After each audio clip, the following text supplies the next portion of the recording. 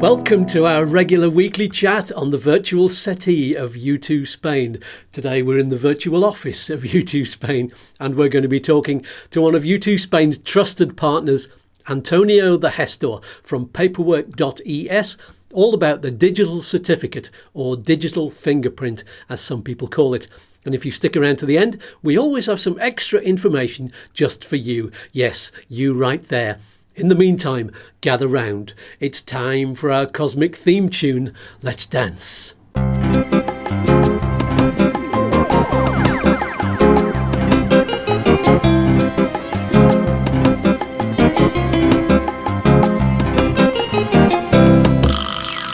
Right, before I bring in Antonio, 3 very quick pieces of important information. Number 1, you can help YouTooSpain to keep providing you with the oh so helpful things you learned today by making a donation through Patreon, and that gets you access to lots of extra info and behind the scenes stuff. There's a link in the video description below. There's also something called buymeacoffee.com. Find the link to that. That's another way to support us. Number 2, check out our website YouTooSpain.com for more amazing information, blog articles and resources just for you. Number 3, last but not least, if you click on any of the links in the video description below, you'll get great discounts on things you need and excellent service too from our partners, and you'll be supporting YouTooSpain. For example, if you're buying a house or moving over here or sending your regular pension or investments over, you need the best currency exchange company with the best service, the best advice and the best exchange rate to maximise your spending power and also safeguard yourself against the sort of massive currency fluctuations we're seeing right now. So use the Smart Currency Exchange link below to get your free account, free advisor and access to a 24-hour app and a whole range of services. Don't leave it till the last minute. Click on the link today. You'll be supporting YouTooSpain too, at no expense to you. It's a win-win.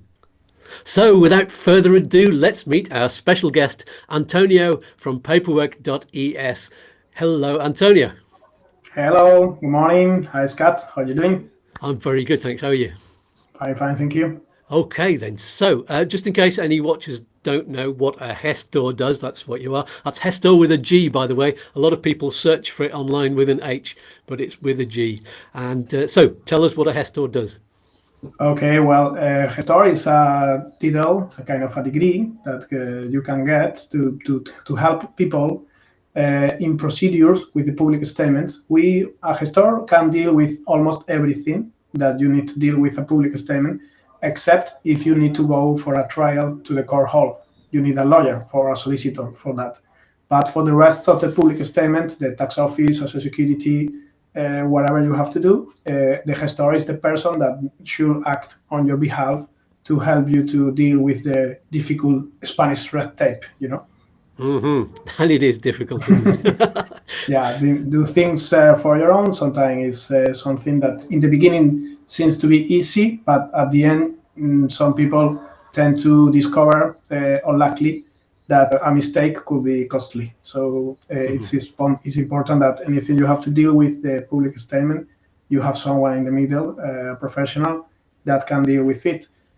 Sometimes people tend to mix in the same box a Histor and an assessor, and it's different. I'm going to explain you roughly the differences, because if you are a Histor, you have a society, the Colegio de Gestores, a society of gestors behind you, which is supporting you with updated in your formation, in your professionality, and in the other hand, it's supporting you if you, for example, do a mistake doing some procedure to a client and it has negative consequences.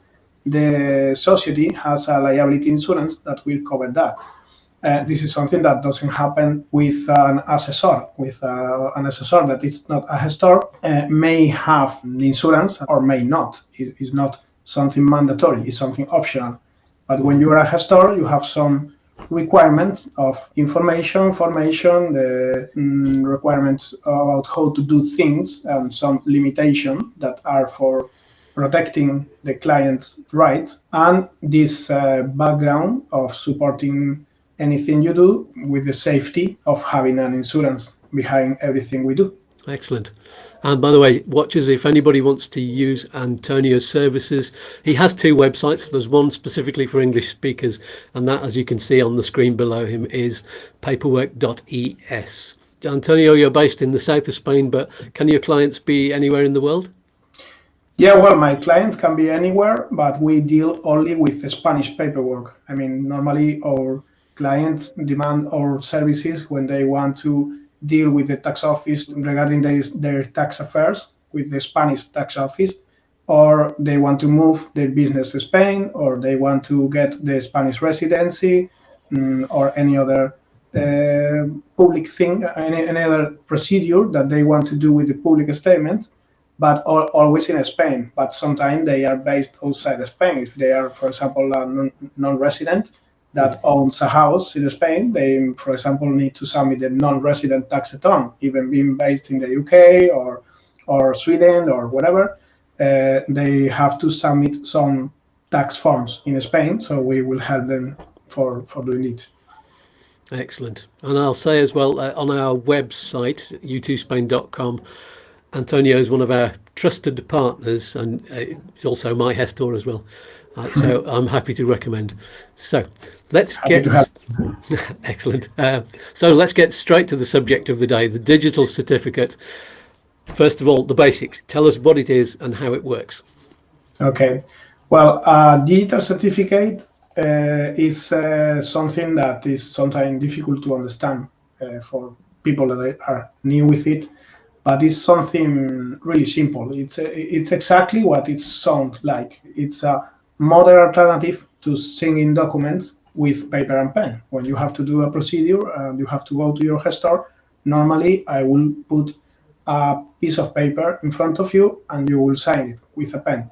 Mm-hmm. If you want to do that without attending the meeting personally, you can do that using the digital certificate, which is a file on the computer with an advanced mathematical technique to check the authenticity and integrity of digital messages and documents. That's one thing that is, we will talk deeply about that later, but one option of using the digital certificate is signing documents, and another option is to use it for logging into public statement to do things, you know. Mm-hmm. So basically, the digital signature is a file that you install in your computer, in your browser, and is useful to sign documents or logging into the public statements to do things. Mm-hmm. So quite like some people call it a digital signature as well, because it's as complicated as that. Digital certificate, digital signature is the same thing. So what can you do with it? Before explaining what can you do with it, I will roughly explain, if you don't mind, how does this work, okay? Okay. Mm-hmm. Because it's something which I think that could be interesting for someone. The basic of that is that the digital signature is done by a digital signing solution, such in Spain, for example, the public one is done by the Fábrica de Moneda y Timbre. It's the same public statement in Spain that do coins and bills, you know. And they will do the file, and they will generate two keys, a public key and a private key. So when you sign digitally a document, a cryptographic hash is generated for this document. Mm-hmm. And then you send the document attached to an email, for example, signed by the private key. And what is happening is that the document is sent to the recipients along with the sender's public key as well. So then when the recipient gets the email, his browser or his software can, using the cryptographic hash, can generate verification to check that the authenticity of the file, firstly, and if the public and the private key match, the document hasn't been tampered with and is considered valid. Okay, mm-hmm. So this is really safe. It's even much more safer than a handwriting signature that is something easy to copy. Yeah. So I mean, I explained that in the way too, because people tend to think that this is something very unsecure, and it's absolutely the opposite. It's really much more secure than signing document with your hand, you know. As I said, you can use it for signing document. Sorry if sometimes I do mistakes talking in English. My English is normally enough to deal with clients, but it's not perfect. So I That's apologize. fine. I apologize if I explain something with the wrong word. So what can you do with it? You can use it to log in into the public statement. You can use it to log in into the Social Security office, into the tax office, the public health system.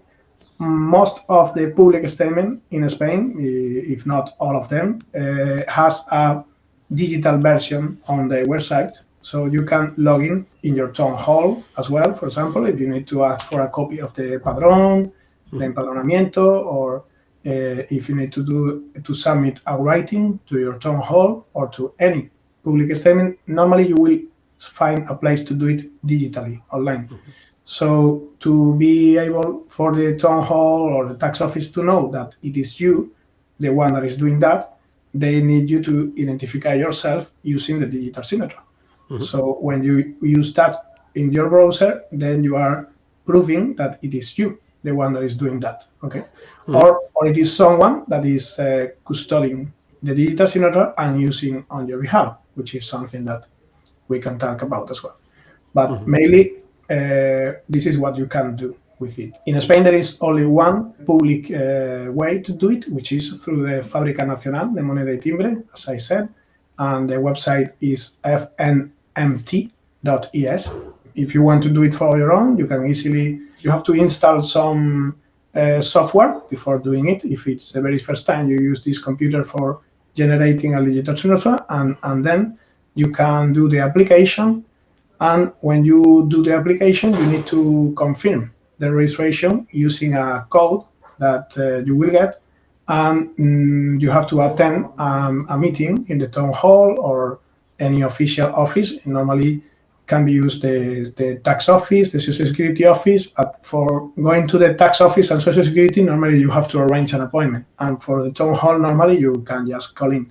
So people or client normally goes to the nearest town hall, and not necessarily has to be the town hall where you are registered. If you are in a trip around Spain and you want to go to another town hall, it's okay. It's just to confirm that this procedure is being doing with your approval. So when you give this approval in the town hall or whatever other official office, the procedure can continue with the last step, which is logging again into the website of the Fábrica Nacional and download the digital signature into your computer. So then you can start using it immediately, okay? Which is free, and the certificate lasts for 4 years in that case, okay?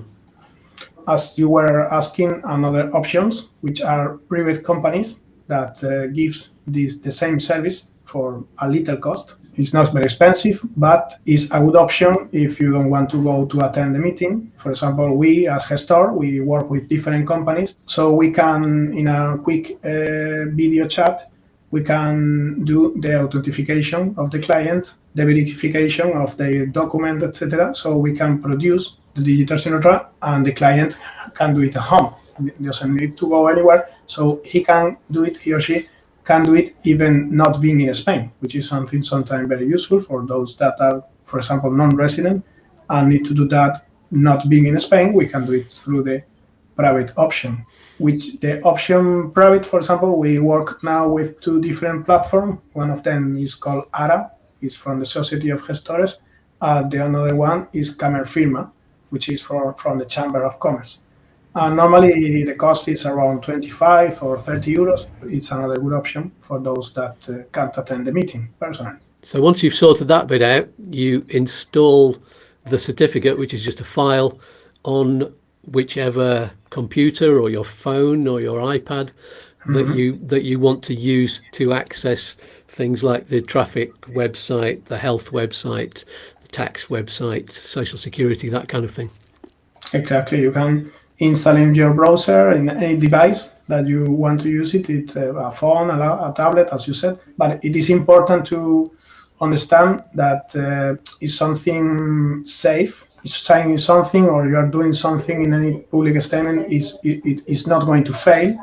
But it is important to have it secure in the way that, for example, if you have it installed in your phone and you don't install any kind of password or something to protect your phone properly with a pattern or something really safe, and you lose it, anyone that can find the phone can log in and pretend that it's you. And the same if it is installed in your computer, your personal computer, and your personal computer doesn't have any special protection in the way to avoid hackers attacks or something like that, or you send it to someone that is not very professional, is something a bit risky as well. So it's something that it is safe while you use it properly. You take care of it. Not, for example, sometimes I saw clients that bring the certificate in a pen, in a memory stick, and with a piece of paper with the password, drop it there, So if you lose it and someone find it, they will have the file and the password. So it's kind of if you were dropping a check in blank, in the street. So, really interesting. On the one hand, it's absolutely safe and unhackable unless a human being drops it. exactly. Technically, it's impossible to hack it. But if you don't use it, if there is a human mistake, it's easy that can be dropped in bad hands, and someone can do a bad use with bad intention with it. And you can let your Histor have complete control over it.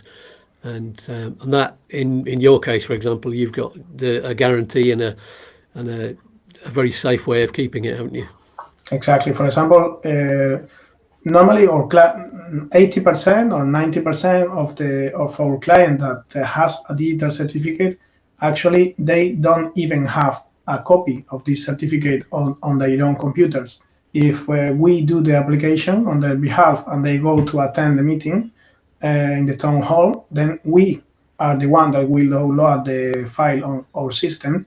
And our system is not 100% secure, because nothing on the net is 100% secure. Hackers goes everywhere. Banks, public statement, they can log in in any place they want. But a Historia is not a place where it's really on the focus on hackers, or at least not for trying to get digital certificates. So we have an storage which is secure with a hash code, with protection, firewall, etc., which is supported by the Society of Gestores. So in the way that if we make the digital signature and we are the only custody of the digital certificate, when I say we, I mean the Gestoria, if the only one that is managing the digital certificate, if anything wrong or anything bad is done using this digital certificate, we have the liability of this procedure, because it is clear that it was we, the one that did it, because no one else has this digital certificate. But sometimes our client say, okay, I would like to have a copy of the digital certificate. Like me. Like you, for example.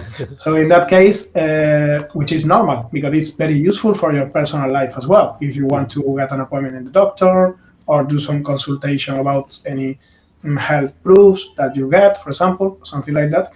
So I understand it's something I used my own digital certificate for my personal life as well. So it's normal that you want to have it. But if you do that, normally we have two options. The first option is that we say, okay, we are going to share the one we have with you. But if we do that, now we won't have the liability over whatever that could happen with the digital certificate, because it's not only under our responsibility, under our liability, because now when I share it with the client can share it with someone else, and I don't have any control over that. So another good option, because it's not very costly, is that we have version of the file. For example, we have in the Gestoria a private version from Firma that, for example, costs 35 euros and lasts for 5 years. And we are the one that will manage this one. And the client will manage the one from the Fábrica de Moneda. So doing this way, there will be two separate certificates. Both are useful for the same things, but it's easy to check if something is done, which was the certificate that has been used to do it. So if something wrong is done, we can see if it was done with the one from Firma or the one from Fábrica de Moneda. If it's something that has been done from the one from Firma, and we, the Gestoria, are the only custody of this certificate, we have the liability over whatever that has been done. If has been done with the Fábrica de Moneda, or the client has done that, which sometimes clients has done something by mistake, because the problem with the certificate is that you can very easily log in, for example, into the tax office and trying to check if you have letters or if you have something or whatever, you can very easily make a mistake. Because if, for example, you have a notification from the tax office and you log in and you download the notification and you think that this is something not really important and you ignore it, maybe you have to reply it. And if you don't, you can get a fine, for example.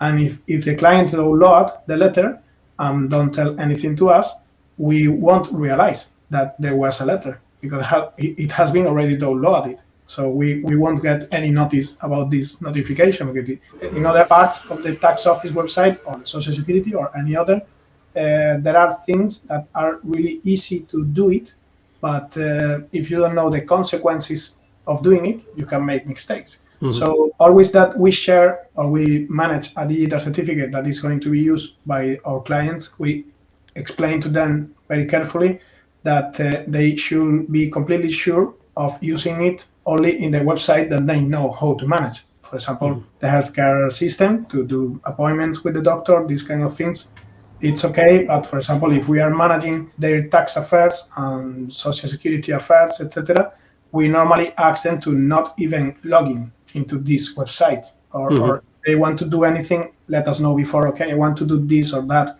by myself. That is not something normal, because if they are paying us to carry out that, is the normal thing is that we do everything we have to do with the tax office. But if they want to do something, I feel more comfortable if they ask before, and I even prefer to spend time. It's not a wasting of time that we do whatever you have to do by yourself, because this may avoid problems in the future that will be a bigger wasting of time to sort it out. Again, it's good to have it if you use it only for those things that you know exactly what you are doing. If you are just doing some checks on risky websites, it's something that can be a costly mistake. Yeah, it's good to know if you've got a parking ticket or a speeding fine coming through and things like that.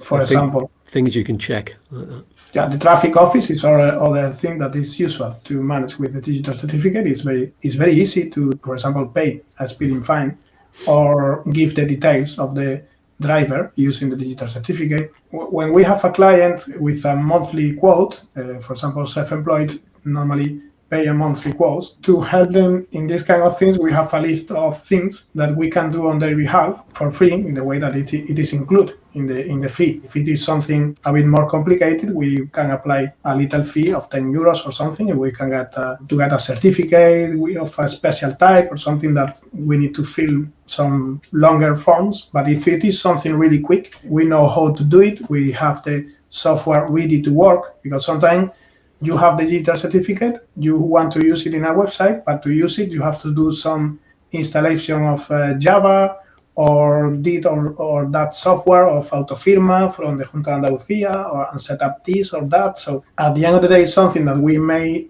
do it in 2 minutes in the Gestoria, but for the clients may take 30 minutes or 1 hour until he get there to be ready to use it in this particular website.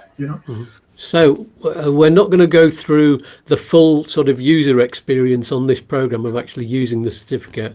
I think we'll leave that to a separate program. But can you just describe briefly what the user experience is like? I mean, what do you actually do to use it? Well, once you have the digital certificate installed on your browser, if you, for example, try to log into the traffic office, for example, to check if you have any fine, you will go to the sede electrónica. Normally, this is the name of the area of the public statement where you can manage it online with the digital certificate. So you log in and try to find the place where it's saying sede electrónica.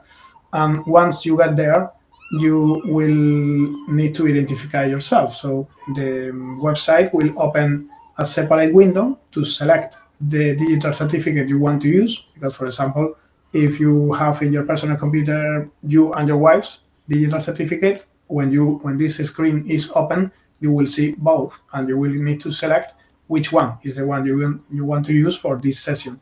So once you select the one that you want to use, you will log in into the sede electrónica, and the traffic office will know that it is you, the one that is checking out. So they will show you if you have any fines, they will show you the information about your vehicles.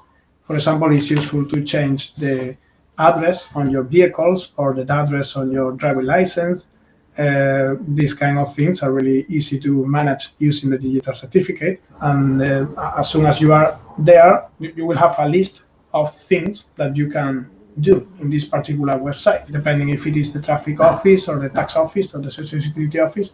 They will have different things to do for sure. The good thing and the bad thing is that it's really, really easy to do things with it. But this is at the same time good and bad, because it's something very easy to make a mistake if you press next, very quickly without reading everything properly. You can be doing something wrong. So if you are doing something that you feel comfortable with it, you will see that the experience is really fantastic. But you have to always insist on that. You have to always be sure that you know exactly what you're doing. That's it. Yeah, I can say from my perspective, I found it fairly easy to do things like change my mailing address, my postal address, on the Traffico website. That was fairly easy to do, because I live out in the Campo. I can't get mail to my home address, so I still have to have my home address as the official address of the vehicle, but I've got the shop in town which takes my mail, and so if we do get a parking ticket through, then I get it in time rather than having to go to the Correos and ask them every few days whether I've got a ticket. But for example, this is a good example of how to do a costly mistake. I'm going to explain you a real case that happened to a client. He logged into the traffic office. He had some postal problems with the post office, the same that you're explaining, and he dropped the information of the email and phone number of him to get notification. But when he does that, he select, without knowing exactly that he was doing that, he select an option to use the Carpeta Ciudadana, which is a special place where the public statement can drop notifications electronically, which is something that is mandatory for companies, but it's not mandatory for individuals. It's optional. Normally, nobody use this option, but he select this option, so he stopped receiving notification from the traffic office. The traffic office started dropping the notification into the Carpeta Ciudadana. When they do that, they send you a notification email, but this email was in his spam box. So he had 3 speed fines, and he realized that when the tax office comes to put an embargo into his account. He didn't even identify the driver, which is a big fault for the traffic office. So at the end of the day, something that will cost around 300 or 400 euros with plusing all these 3 fines, at the end of the day was kind of 3,000 or 5,000 euros. Wow. So this is an example of what happened if you try to do something in the traffic office or the tax office and you don't know exactly what you're doing. I'm going to check as soon as we finish this show. Yeah, check if you choose this option or not, because it's just a matter of put the OK into a checkbox box. If you put it or not, you are in or not into this system. So now, actually, I think the traffic office changed that a little bit, because a lot of people failed into this process. So now there are more steps to get into this system, to not do it by mistake. But there are many other places where can happen something similar. It's risky if you don't know exactly what you're doing. And even more if the information is in Spanish and you are not understanding everything properly or not translating everything properly. Sometimes you know that Google Translator is not that good with some official language, so it's sometimes difficult to understand exactly what it means. It is even complicated for Spaniards sometimes to deal online with the public statement. So it's not just a problem of the language. You can do the mistake as well. I encourage people to use the digital certificate, but at the same time, I encourage them to know exactly what they do with it. There's a question that I've not planned to ask you, so I'll ask anyway and see if this is about is it called the CLAV or the CLAV? What's the difference between that and the digital certificate? The CLAV is another good option. It is not a file. It is a procedure that you have to do with the tax office to get kind of a password key. So when you want to log in into the tax office and other public statement, you can use this password. There is two types of clave. The one that I think that is more useful is the clave permanente, because it's a permanent code that you can use to log in into the website, and roughly it's useful for the same thing than you can use for, except signing documents. You can't use claves for signing documents, but you can use it for logging into the website of the public statement. This is another good option. Sometimes some of my clients, they say, okay, you will have my digital signature on your system. I don't want to have it because I want to be sure that you are the only one that is managing it, and I will use clave for my personal life. So that's another good option. If the client, normally individuals don't need to sign documents digitally. Normally they use it just for logging, as I said, the traffic office, or the main use of it is for your health. It's for the doctors and these kind of things. Now, for example, for getting an appointment for the vaccine, for the COVID vaccine, for the jab. So this is something that was a lot of our clients during the pandemic asked us to share or do a separate digital certificate for them, only for managing about the job. The health part is something really good in the way that you can see your history. It is very important to understand that when you are giving your digital signature to your gestor, you are giving that to the gestor only for those things that you are contracting with him. In the way that we have to do an internal trace of every use that we do of the digital signature.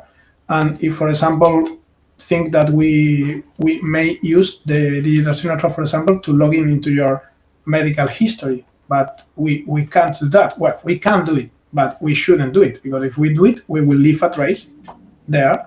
And if we are the only one that has this digital certificate, it will be a trace that we used that. And if we do that and we are not doing anything regarding your health, because sometimes we have to do it because the client is, for example, asking us to do something regarding his disability pension or something like that, and the client say, okay, log into the healthcare system and download my history and use it for this procedure. In that case, we can use it for that. But if not, we can't log in to take a look of their health information. This is something private and really important to not access it without the proper permits, So if we do that, it will leave a trace, and the society of gestores in an audit of how we use digital certificate, they can see and ask for explaining about when you did that, why you did it, did the client order you that or not. So this is something that, for example, happened with a gestor, but if you share the digital certificate with, for example, a friend that is going to help you with something usual, for example, if when you have to submit a beca, an aid for the children on the school, for example, sometimes in some type of aid, it's necessary to use the digital signature. And sometimes people try to find a friend that know how to do it and to help them, and the friend needs to use the digital certificate. If you share the digital certificate with this friend and the friend is not very honest, he or she can take a look of your life, your complete life, So this is something that you have to, and there is no control over that, because this person has not a society behind him, so nobody is controlling what he's doing with the digital certificate. One tip more. The good thing about the digital certificate is that when you do one in the Fábrica de Moneda, lasts for 4 years, but it is good to know that at any moment you can do a new one. So if at any point you shared digital certificate with someone, for any reason you don't want this person to have access to the digital certificate anymore, it's very easy. You just need to go and do a new one. as soon as you do a new one, the previous ones are invalid. This is a good way to start from zero. You will have a new digital signature, and you will be safe in the way that you will know that you are the only one that has it, or if your gestor is the one that does the new one, you will know that the gestor is the only one which is custodying the digital signature. Excellent. Any more hints and tips? Well, there are more, but as you said, or you suggest, we will probably do another session for showing a little bit a real case about how to use it in some public statements. So we have to leave something for that session, don't we? Absolutely, yes. Well, if anyone has any questions in advance of that, then please put them in the comments below, and we'll put them out in the next show. Yeah, I will be more than happy to ask to reply to any question that your audience may have. No problem. Fabulous. So before I tell you all what's on the show next week, it's time to give Antonio a big virtual hug and say thank you so much for your expertise and your time. Thanks to you for the opportunity of explaining it. Thank you. It's been an absolute pleasure. So goodbye for now. My pleasure. Right then, it's time to find out who's on next week's show here on the Cosy Family Settee around the Cosy Virtual Pool. Although we're in the Cosy Virtual Office right now, we'll be back round the pool next time. It's our very good friend Chris from Upsticks again. We'll be carrying on our series of Back to Basics features, especially for the newbies, but of course we'll still be answering any more in-depth questions any of you have, all about visas and residency, anything to do with moving to Spain or living in Spain. So tune in then for a chat. In the meantime, keep an eye out for our midweek videos on Wednesdays, or the YouTube shorts that I've started putting out. They're less than a minute long, loads of fun. Watch them and share them around to your friends.